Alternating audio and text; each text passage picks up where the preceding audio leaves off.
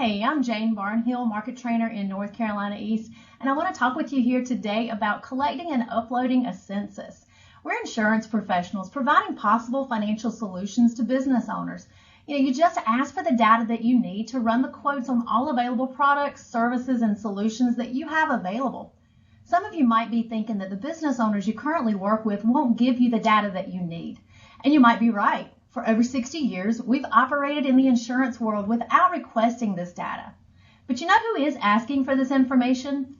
The payroll companies who've run quotes to try to save the business money on payroll, their P&C broker who tried to reduce their workers' comp insurance premiums, and the health insurance brokers who are quoting insurance as a solution to the business needs and concerns. I could go on and on, but my point here is that other people who try to provide business owners with cost-saving solutions ask for the data that they need to accurately run quotes on those solutions. So let's start asking for that data, and I promise, in time, you will get better at getting the information that you need. So here's an example of what you could say. Mr. Business Owner, the next step includes getting some basic employee data, things like employee names, birth dates, and zip codes. Would I get that from you or from someone else? In the case where the owner doesn't have that information or doesn't know where to get it, this allows the business owner to pass the assignment on to someone they know who actually does. And again, you could say, Mr. Business Owner, the next step includes getting some basic employee data, things like employee names, birth dates, and zip codes. Would I get that information from you or from someone else? And remember, the data needed is only their first name, last name, date of birth, gender, date of hire, state and zip code, annual salary, income, average weekly hours worked, and that's it. At this stage, we don't want or need social security numbers. We don't need their full address. We don't even ask for the email or phone numbers. We just need some basic employee data, aka census, so you can accurately quote and be that trusted advisor or benefits consultant. In Everwell, I believe the best place to enter the basic employee data is in a proposal. You can either upload the Excel spreadsheet and follow these steps, or you can just manually enter the data. So if you have the information, you don't have to be an expert in Excel. You can just type each employee into the system just like this. Welcome to the Producer Portal video on Census. Let's begin our exploration of the census with looking at how to download and work with the Excel template. As you are entering a proposal or a plan year, you will be prompted at some point to enter census information for the prospect or group. The platform defaults to census file upload automatically. Click the census template link to download the most current copy of the Excel template. Now, let's briefly discuss the Excel template. Depending on your version of Excel, please keep in mind you may need to take a few additional steps before you're able to use the file. First, you may need to enable editing so you can maintain the fields within the spreadsheet. Next, you may need to select Enable Content. The file has macros or formulas that drive spreadsheet behavior. If this content is not enabled, you will miss important reminders like this. As you enter information into the Excel file, you may notice warning prompts to help guide where additional information may be needed. Remember, if you are selling disability or life products, the employee's salary is required.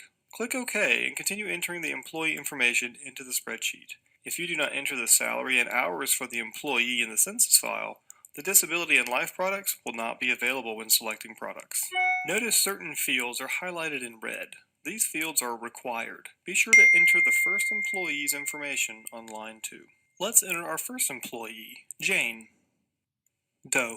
She was born July 15, 1980, and was hired July 2, 2003. She currently lives in Georgia zip code 31831, makes $30,000 a year, and works 40 hours a week. She has a dependent. Her spouse is named John Doe, and he was born April 14, 1977. Adding employees to the Excel workbook is that simple. You may also click View All Cells to view all columns in the sheet. Or you may click View Required Cells to minimize the columns that are not required for Everwell. Remember, if you are copying an employer's Excel workbook, you will need to make sure you are placing the correct information into the correct column. To manually enter employee information, select the Manual Input Radio button. Enter the employee information.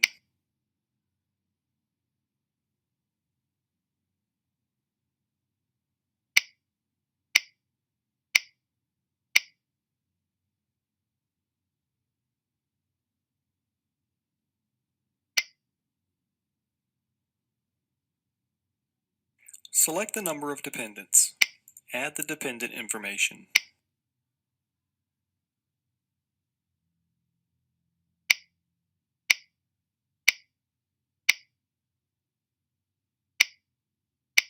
Notice the trash can icon? You may use it to delete a dependent if necessary. Be sure to click Save Employee after each employee is entered.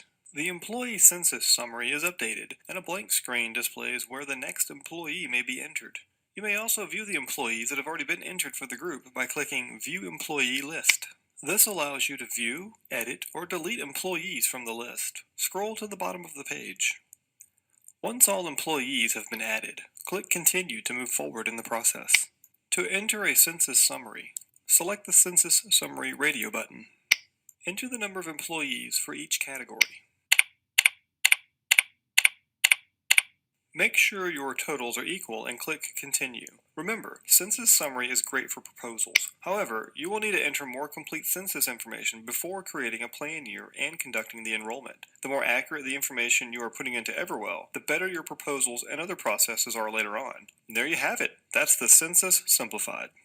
We hope this information helps prepare you for your Everwell journey.